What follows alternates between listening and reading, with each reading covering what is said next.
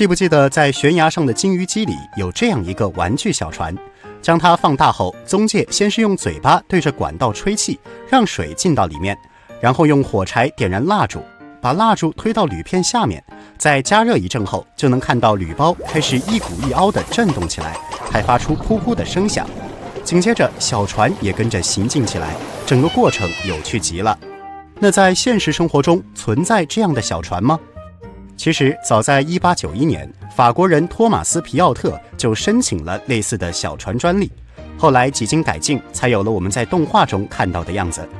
它的制作方式特别简单，其中关键的就是铝包和与其连接的2根铜管。先找到一个废弃的易拉罐，将它的平底剪下，然后比对着底片的大小，在剩余的铝片上剪下一个稍微小一点的圆形。下面来处理带边的底片，先用钻头在上面戳2个洞，然后将其打磨光滑，再用剪刀将弯折的小边剪成一段一段的。接下来将准备好的2根铜管对准洞洞，并把胶水涂抹在连接处。等胶水干后，将底片转过来，把之前剪好的铝片放在上面，然后用胶水将2者粘合在一起，一个简单的噗噗引擎就制作完成了。我们可以来直接测试一下引擎的威力。在铝包的下方点蜡烛，能看到和动画里一样的扑噜扑噜的震动画面。与此同时，连接在后面的水盆也在震动。那想象一下，把引擎放在小船上会发生什么呢？果不其然，小船真会向前行进。只不过室外的风很可能会将烛火吹歪，所以很多小船会在前方加一个罩子。还有一点需要注意，就是在放进水池之前，不要忘记往铜管里冲水，这样才能看到小船在水面上奋力前进的画面。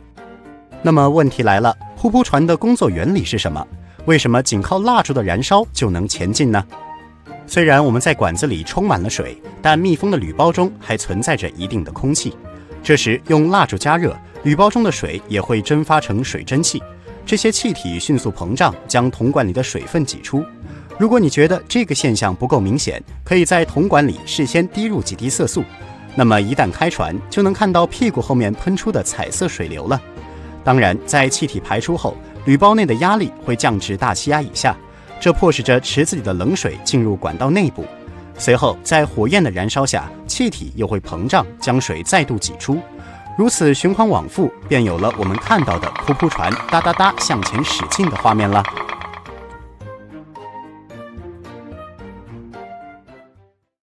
脆弱的皮肤就像块千层蛋糕，只是不小心划了一道，便留下个难以消除的伤疤。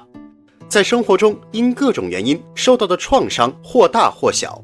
但为啥你留下的疤就那么丑呢？难道是体内的小裁缝偷懒了？其实不然，要知道皮肤结疤也是需要条件的，因为只有当伤害触及到深处时，疤痕才会产生。如果你受到的伤害值太小，那就不会留下疤痕。在皮肤受伤的第一瞬间，警报随即拉响，先来俩血小板止个血，然后给伤口消个炎，血痂一长，于是保护罩也有了。接下来小裁缝上线，看这缝合的技术，看这速度，要不是对比过于明显，我就真信了。那成分都一样，为啥他俩给出的答卷却有天壤之别呢？为了赶快把伤口修复好，进化的小裁缝不得不改换思路，随机缝合的话太浪费时间，不如就简单点，沿着一个方向修补。虽然结果并不美观，延展性和敏感度也都大不如前，但伤口的感染率着实降低了。为了自我保护，人类进化时产生了伤疤，因此对于不同的人来说，修复伤疤的能力会有差异，并且在身体的不同部位产生的伤疤也不一样。那什么情况下更容易留疤？这些丑丑的疤痕又是如何形成的呢？实际上是小裁缝卷过头了。他们在填坑的时候可谓是尽心尽力，操碎了心。这里缺水了，马上来关爱你；受伤的部位张力太大，拉不住了，二话不说，埋头就是干。这样一来，胶原纤维素开始过度增殖，疤痕可不就又肿又大。丑先不提，它还会对身体产生影响，轻则发红发痒，严重的话还会导致器官纤维化。那有啥办法吗？不如做好基础工作，让小裁缝们少操点心。比如在刚开始结疤的时候，改善皮肤的干燥状态，伤口处避免摩擦和过度活动等。当然，比较方便的是，你也可以试试这支洗疗妥美洲版特强乳膏。它里面使用的多磺酸粘多糖具有很强的渗透性，有效浓度直达真皮层和皮下组织，能恢复皮肤细胞保持水分的能力，保湿效果长达10小时，促进了正常结缔组织的再生。这样一来，就稳定住了那些暴起的纤维细胞，它们开始正常工作了，那疤痕自然也不增生了。长好的皮肤可不美美的，并且洗疗妥乳膏不含激素和抗生素，温和不刺激，对我这种肌肤敏感的也十分友好呢。除此之外，伤口感染也会容易留丑疤。在缝补的过程中，小裁缝突然被这团脓液给挡住了，聪明的他自然不会坐以待毙，给伙伴发信号，集体绕路。但绕着绕着就乱了，再让脓液刺激下，一个肿瘤状的大包就长出来了，这便是瘢痕疙瘩。虽然很少见，但不能不防。洗疗妥乳膏在淡化疤痕的同时，也能促进局部的血管微循环，不仅消除了炎症的发展，血肿也可以被加速吸收，抗炎消红是真不错。如果你的伤口正在经历炎症期，还是蛮推荐的。当然，一些2年内的老疤痕，比如烫伤、手术疤痕、脸上的红痘印，也能有效淡化。和基友面对面的时候，也不用担心身上的疤痕会被他们轻易察觉到了。虽然淡疤不难，但对于那些陈年旧疤，建议你们还是趁早用的好啊。从包装袋里拿出2个规格一样的气球，把一个吹得大大的，另一个稍微吹起来一点就好，然后想办法把它们固定在一根管子的2端。现在管子的中间是不通气的，那么问题来了，如果下一秒管子开始连通，2个气球会变成什么样子？是趋近于一致，大者更大，小者更小，还是都不发生变化呢？不知道大家的第一反应是什么？反正我在第一次看到这个实验时，内心相当笃定，肯定是大的变小，小的变大呀。但是下一秒就被狠狠地打脸了，因为实验结果竟然是小的更小，大的更大。小时候亲口吹过气球的一定知道，开始的时候是最难吹了，因为橡胶皮比较厚，想要把它吹开就要克服橡胶皮的收缩作用，而等气球吹起来后，皮就变得越来越薄，气球表面的弹性回缩力也就越来越小。所以对比管子2端连接的气球，小的那边回缩力更大，内压力也更大，这使得管子在连通后，为了保持压力平衡，小气球内的空气开始向大气球转移，也就形成了我们看到的2极分化现象。以上是比较简单的经验分析法，我们也可以从另一个角度理解一下。假设气球的形状接近于球体，那么可以得到一张表格，即随着气球体积的增大，它的半径和表面积也在发生着变化。如果说最开始的小气球体积为1升，大气球的体积为3升，它们加起来的表面积就是1489平方厘米。下面来看看通气后的第一种情况，2个气球的体积都变成了2升，相加可得，表面积总和为1536平方厘米，超过了原本的表面积。而在第2种情况中，小气球的体积减小到了0，大气球则达到了4升，二者相加后的表面积约为1219平方厘米。这样算下来，后者不仅不需要扩张，还要收缩回来不少，确实是一笔不错的买卖。当然，你也可以用膨胀气球模型来帮助自己理解一下。从这张图中，我们能明显看出，最开始吹气球时的费劲阶段，后面的轻松阶段，和最终接近极限时又开始费力的阶段。有趣的是，这不仅适用于吹气球，液体中的气泡也是如此。比如之前讲过的过热水，如果我们向里面撒入一些粉末，那就相当于提供了一个初始直径，后面气泡会迅速形成变大，造成爆沸。所以为了避免这种危险情况的发生，通常会在里面加入一些多孔的沸石，好让气泡及时均匀地释放出去。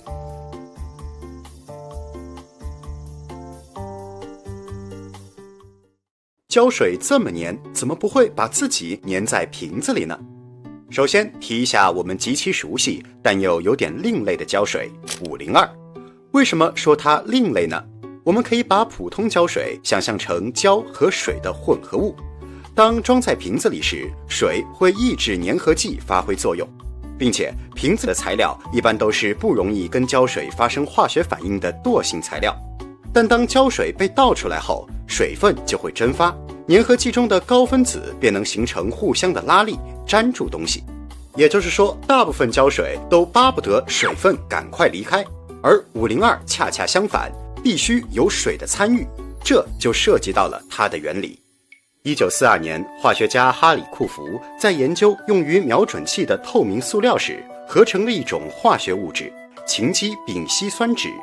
可那个时候，库弗只觉得这玩意儿很容易粘住其他物体，并没有放在心上。后来到了1951年，库弗的科研团队又因为别的项目重新研究起了这一物质。某天，一位成员不小心粘住了价值$700的折光仪，这在当时可不是个小数目，但也让库弗意识到了它或许可以当胶水用。很快，强力胶就火遍了全球。我国科学家葛增贝也在1964年研究出了中国版的强力胶502胶水，它的关键成分是阿尔法羟基丙烯酸乙酯。这里还有一个小插曲，502胶水之所以叫502，是因为当时中科院化学所研究室的房间号是502。日常生活中也有不需要502就能吸合的充电宝。最近拼多多有一个9块9秒杀苹果磁吸充电宝的活动，轻轻一贴就能充电，既方便又省心，关键是便宜。要知道，拼多多周年庆典活动有很多原价几百块钱的大牌正品都在大降价，比如刚刚提到的正品苹果磁吸充电宝，轻轻一贴直接快充，保护手机电池。适逢拼多多秒杀活动，只需9块9即可秒杀。如果大家感兴趣的话，可以通过评论区的链接前去逛逛，有很多物美价廉的好物等着你哦。好，说回正题，哪怕是一点点水，强力胶中的化学成分都会与其发生聚合反应，形成结实的聚合物，从而将物体迅速地粘接到一起。因此，当装在密封的瓶子里时，502压根没有发生反应的条件。但倒出来后，空气中的水分、人手上的汗液等等都能引发聚合反应。说到这儿，是不是勾起了不少人的痛苦回忆？怎么去除手上的502胶呢？有卸甲油的小伙伴可以把它涂在粘连处试试，里面的丙酮是一种有机溶剂，能溶掉502形成的聚合物。最后想跟大家分享2个你可能想不到的强力胶用途。首先是组织粘合剂，在上世纪60年代越南战争时期，强力胶就曾被美军用于战地紧急止血。后来，更多的医用止血剂和组织粘合剂被研发出来。其次就是502胶熏咸法，在上世纪70年代末，英国和日本的科研人员几乎同时发现了这个神奇现象：一滴水，一滴502就能让指纹显现出来。眼前的这一幕让我很疑惑，只见工人在干锅中熔炼金属时，还没开火就先往里面撒了一勺粉末。不仅如此，他还抓了把玻璃碎渣，这样做的目的是什么呢？咱们先来说说这白白的粉末，它其实是硼砂，被撒在已经融化的金属上后，就变成了玻璃状，开始咕咕的冒泡。用搅拌棒搅和搅和，不一会儿上面就出现了一层浮渣。接着工人会用勺子将它们捞出，这个过程叫撇渣，而在这里硼砂充当的是助溶剂的角色。锻造焊接时，金属与氧气接触后会生成氧化物，它们是炉渣的主要成分，而加热熔下，硼砂会分离出氧化硼，与金属氧化物发生反应。一来它可以消除已经形成的氧化渣，降低金属损耗，另外它还能阻止新的氧化物形成，保护金属表面。说完了这个，我们再来看玻璃，主要成分是硅酸盐和氧化物，熔炼的过程中会形成一种介于晶体和液体之间的无定型物质，即玻璃下。它能作为覆盖剂，隔绝金属熔体和氧气接触。除此之外，硼砂和玻璃还能降低熔渣的熔点，促进渣晶分离，以及改善熔体的流动性，帮助杂质上浮。那我很好奇，这些残留的废渣会怎么处理？它们还有什么用处吗？以钢渣为例，最常见的应该就是热泼法吧，直接把热态钢渣倒到空地上就行。只不过这种方法对环境污染很严重。第二种是蒸汽陈化法，它采用压热焖罐技术，首先要把钢渣倒进焖罐中，然后往里面注水，这时罐内便会产生高温高压的饱和水蒸气，将钢渣粉化。还有就是把钢渣放到滚筒中，在水和机械力的共同作用下冷却砾化。因为强度和耐磨性较高，所以经过处理后的钢渣会被作为路基材料应用在道路建设中，比如生产钢渣水泥、混凝土等。此外就是添加在烧结原料中，钢渣中含有二氧化硅、氧化铁、氧化铝等物质，作为配料可以节省原材料。再或者用它吸附污水重金属，实现以废制废。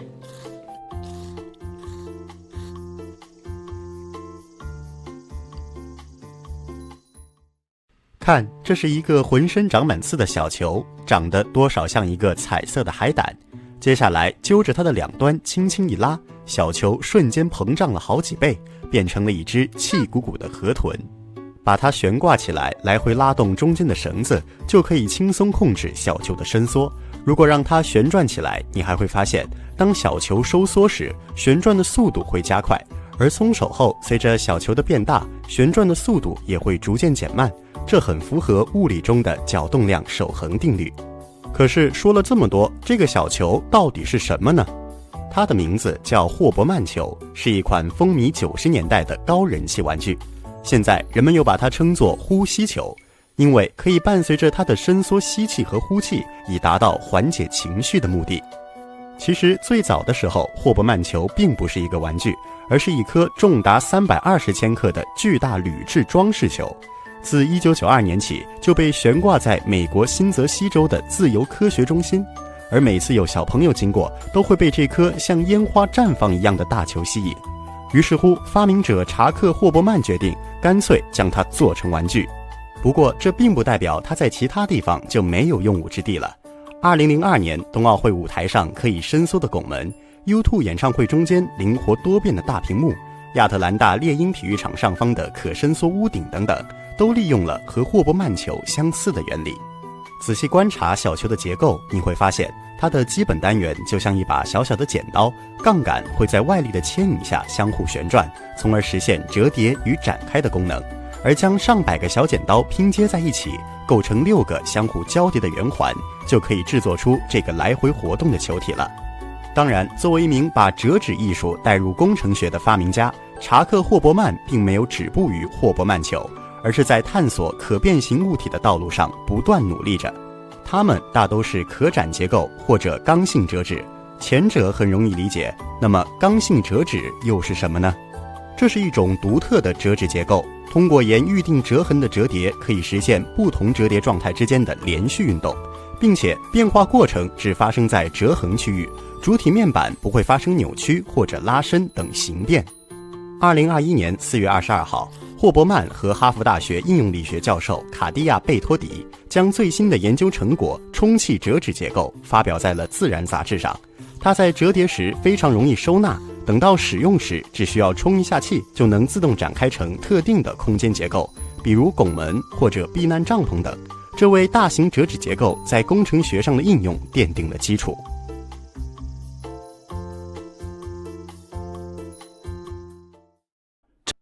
大家还记得2019年8月份的利奇马台风吗？这场台风的风力达到了12级以上，使位于上海浦东新区的上海中心大厦也经历了这场台风的洗礼。大厦中的风阻尼器单边摆动的极限是2米，而因利奇马台风的影响，风阻尼器的单边摆动已经超过了50厘米，瞬间峰值甚至一度达到了70厘米，创下了上海中心大厦自启动以来摆动的最大幅度。那到底什么是风阻尼器呢？它的存在有什么作用呢？假设在地面上的风力是5米每秒，那么100米高度的风力就会达到将近20米每秒。所以对于高层建筑的安全性来说，除了需要自身硬的抗风抗震结构之外，还需要分阻尼器的锦上添花。分阻尼器又被称为调谐质量阻尼器，简单来说，就是在遇到较大风力时能减小建筑物的摇晃。这里的阻尼其实是一个物理名词，指的是力的衰弱和能量的耗散，有缓冲减震的效果，通常被安装在高层上方的中间。我们来模拟一下，一个是没有风阻尼器的大厦，当强风吹过时，楼梯以肉眼可见的幅度强烈晃动着；另一个是安装风阻尼器的大厦，此时的强风并没有对大厦造成太大的影响。风阻尼器使用到了传感器，当台风来临时，会先探测强风时建筑物的摇晃程度，再通过计算机控制装置上方悬吊的钢索。此时的风阻尼器通过传动装置经由弹簧和液压装置来吸收来自楼体的摇晃，从而抑制建筑由于强风所引起的晃动。通俗的来讲，就是风朝哪个方向吹，风阻尼器就会朝着反方向摆动。但其实阻尼器吸能减震并不是什么新技术，在航天、汽车等行业早已应用了各种阻尼器来减震消能。直到20世纪70年代后，人们才逐渐将阻尼器运用到了建筑等结构工程中。阻尼器通常是惯性比较大的装置，通过自身的惯性和阻尼来消耗风荷载对结构产生的能量，从而减小结构的响应。不论是从安全还是舒适的角度来看，都是有利的。我国首个大型风阻尼器安装在台北101大厦88至92层，作为重达660吨的可观游览设施，它仿佛成为了一个顶楼神器。从外形看，这是一个直径5.5米的巨大钢球，当遇到6级台风时，它就会像钟摆一样随风飘摇，以此来降低大楼摇晃的幅度。同样位于上海浦东的上海环球金融中心，在90层位置安装了2台重达150吨重的风阻尼器，通过引入该装置，使建筑物在强风来临时的加速度降低了40%左右，特别是对高层区域的酒店来说，更提高了舒适度和安全性。冬奥会的冰是怎么冻出来的？首先，水的纯度很重要，因为里面的杂质很有可能聚集在晶体之间，或者被挤到表面，造成冰中隐藏着多处微小的脆弱点。所以制冰大师们通常会选择杂质含量极少的超纯水，将它们成百上千地喷洒在冰板上，然后再经过快速冰冻系统的处理，就得到了我们现在看到的冰面。但对于每一项运动来说，冰的理想温度和厚度都不一样。比如花样滑冰需要大约5厘米的冰面和零下4摄氏度的温度，这种又厚又暖的冰可以让冰鞋勾在上面，以完成抵抗重力的跳跃和旋转动作。除此之外，冰场各处的温度还要基本保持一致，这就对大型比赛场馆的制冰能力有着较高的要求。那么这次北京冬奥会采用的是什么制冰技术呢？它的名字叫二氧化碳跨临界制冷制冰技术，是当前冬季运动场馆最先进、最环保、最高效的制冰技术之一。要知道，其实早在100多年前，二氧化碳就已经作为制冷剂使用了，但可惜当时的利用水平有限，二氧化碳很快就被人工合成的氟利昂给取代了。不过，自上世纪70年代起，人们逐渐意识到人工合成制冷剂对臭氧层和温室效应的影响，所以二氧化碳这个元老级的制冷剂又回到了人们的视野当中。说到这儿，我们不妨来了解一下制冷机的工作原理。第一步，气态的制冷剂进入压缩机中，温度升高。第二步，温度升高后的蒸汽进入到冷凝器中，在放热的同时变成了高压液体。第三步，高压液体通过膨胀阀的降压变成低压蒸汽和液体的混合物。第四步，液体在低压强的蒸发机中迅速蒸发成气体，这个过程是吸收热量的，所以如果在周围喷洒上水，很快就会冻结成冰。最后一步，变成气体的制冷剂又被吸入到了压缩机中，如此循环往复，就能源源不断地造冰了。与常规的制冷剂相比，二氧化碳可以提升30%的效能。与间接制冷相比，制冷制冰技术让制冷剂在冰场的场下管道中直接蒸发，传热系数和制冷效率都很高，并且原则上还能将温度控制在一个固定值。与此同时，在制冷过程中产生的余热还能被回收利用。例如，国家速滑馆将场馆制冷所产生的余热用于运动员生活热水、融冰池融冰、冰面维护胶冰等，1年可以节省200万度电。首都体育馆利用二氧化碳制冰所产生的热源，每年可以节省100多万度电等等。这些不仅体现了本届北京冬奥会绿色办奥的核心理念，也必将推动我国和世界制冷技术向着更高水平发展。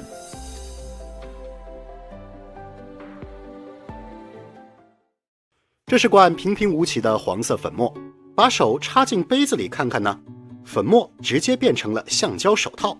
更神奇的是，把手指从水里拿出来，手竟然还是干的。如果用混有这种粉末的水灭火呢，轰的一下，火苗变成了凶猛的火焰，脾气那是相当暴躁。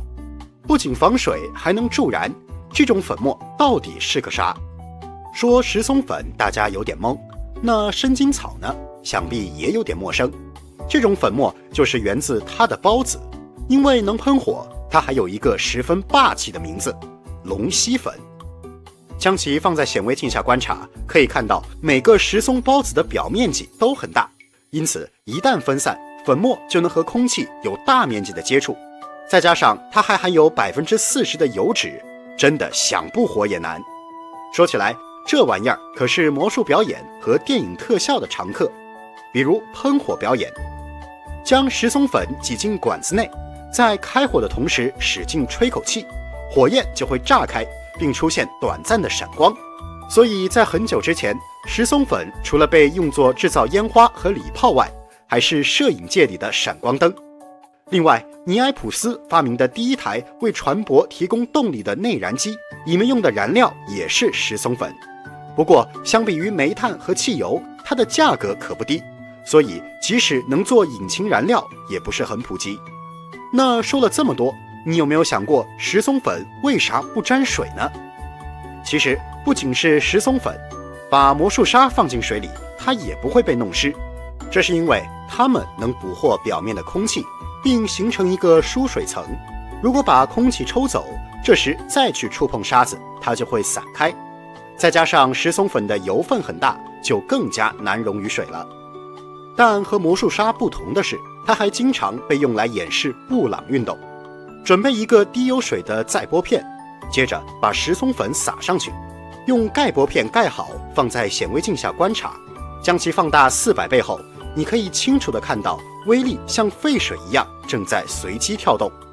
当然，除了上面提到的，石松粉的作用还多着呢，比如充当金属脱模剂，给药丸做防潮衣，涂在手术手套上可以起到润滑的效果，放在化妆品中还能吸汗，防止体臭。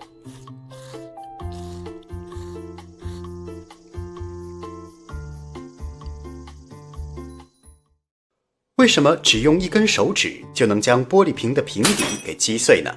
关键是这种方法还屡试不爽，比如这个，还有这个，在手指抽出的一瞬间，瓶底无一例外都炸开了。无独有偶，如果改用手掌拍打瓶口，瓶底也会被击碎。敏锐的小伙伴可能已经发现了，这些玻璃瓶里都装有水。为什么玻璃瓶装了水后，瓶底一拍就破呢？我们不妨把它放在高速摄影机下进行观察，你会发现，当你用力打击瓶口时，瓶子会迅速向下移动一段距离，但里面的液体因为惯性被留在了原地。这时瓶底处就会形成接近真空的低压气泡，在上方大气压的作用下，水向下流动，而在液体和外界的加压下，这些气泡会破裂，于是瓶底的压力和温度开始急剧上升，并释放出强大的冲击波，将瓶底炸毁。这个现象被称为空化，即当物体在流体中快速移动时，它的后面就会产生一个低压区，导致流体蒸发并形成低压蒸汽泡。同样的，用手指猛拉装满液体的瓶子时，也会发生空化效应。它的存在有多普遍呢？就拿你掰手指来说，这咔咔的声响可不是软骨碰撞发出的，而是来自关节腔滑液中的空化气泡。1971年，利兹大学的几位研究人员找来了17名被试者，然后把他们的手掌固定好后，就开始了一边掰手指一边拍摄 X 光片的测试。这是被试者的关节变化成片，可以看到中间的5针清楚地显示了气泡破裂的过程，因此他们认为气泡破裂是声音的来源。不过，如果这种声音出现在螺旋桨和水泵等设备中，就很令人讨厌了。因为它不仅会让潜艇被声呐探测到，还会破坏部件的表面结构。所以一般被空化影响后的螺旋桨会更容易腐蚀。但如果换个思路，用它清除脏污物品，是不是会更高效呢？比如基于空化射流原理的网衣清洗机，可以很好的应对水下清洗作业，并且无毒无害，环保节能。再比如超声波清洗机，轻轻松松就能去除眼镜和首饰上的污渍。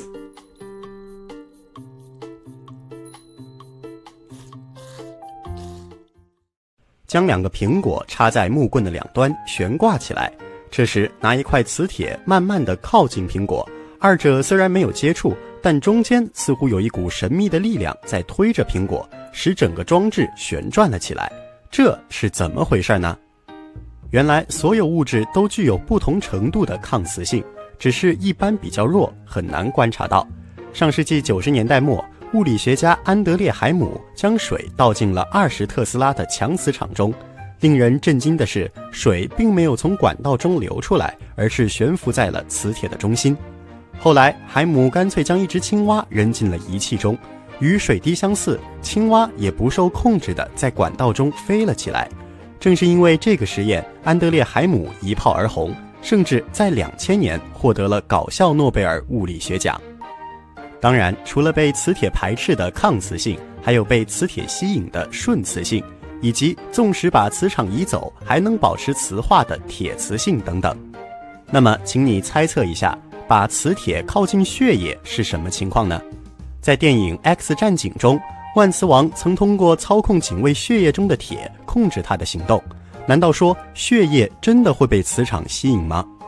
？1845年11月8号，法拉第帮我们做了这个实验。他在日记中写道：血液没有磁性，我很震惊。考虑到铁在几乎各种状态下都具有磁性，这件事就更令人惊讶了。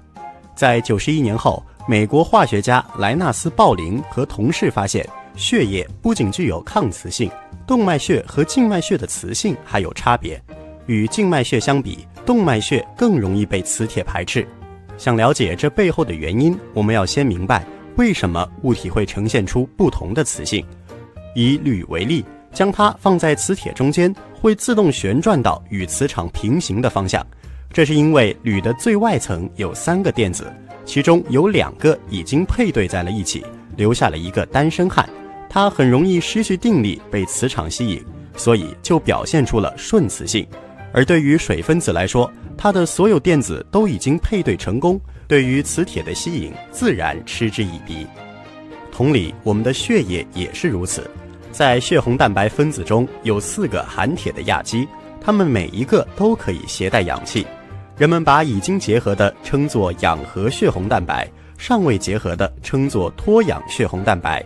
化学家莱纳斯·鲍林和同事发现，氧合血红蛋白具有抗磁性，而脱氧血红蛋白具有顺磁性。因为还没来得及与氧气结合的铁原子上含有未成对的电子，所以它会显得浮躁，而一旦与氧气结合，瞬间就淡定了不少。这也就不难理解为什么动脉血的抗磁性要比静脉血强多了。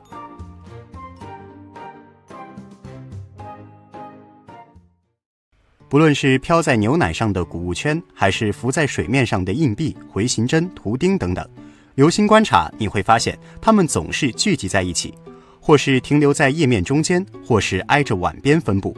如果用镊子将2个硬币强行分开，还能看见它们迅速贴贴的甜蜜景象。科学家给这类现象取了一个很好吃的名字——谷物圈效应。至于它的形成原因，还要分2种情况讨论。首先是谷物圈或者小气泡，这种因为浮力和重力平衡而漂浮在页面上的物体。近距离观察，你会发现，由于毛细力的作用，谷物圈周围的页面会向上弯曲一个弧度，杯壁附近也有类似的页面凸起，这就让牛奶表面出现了 U 型连接。又因为漂浮的物体总会被推向页面的最高点，所以我们就能看到移动到杯子边缘的谷物圈了。同理，当2个谷物圈彼此靠近时，也能达到更高的页面，因此就出现了聚集在一起贴贴的画面。而水面上的曲别针、图钉和硬币则是另外一种情况。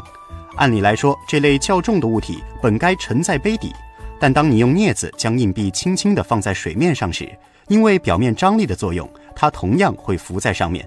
只不过这次形成的不再是一个小山包，而是一个小凹坑。在重力的影响下，这些物体倾向于滑向页面的最低点，所以两个硬币也会彼此靠近，待在更低的地方。那么问题来了，如果将这两种类型的物体放在一起，会发生什么呢？答案是互相远离，因为二者一旦靠近，整个系统的表面能非但不会减小，还会增加。接下来我们再脑洞大开一下，如果继续往杯子里加水，又会发生什么呢？你会惊喜地看到，中间两个相连的硬币移到了杯子边缘，而角落里的小木块转移到了舞台中间。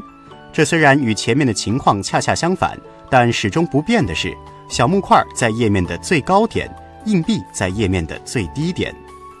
以上就是简单又有趣的谷物圈效应，它在自然界中也有应用。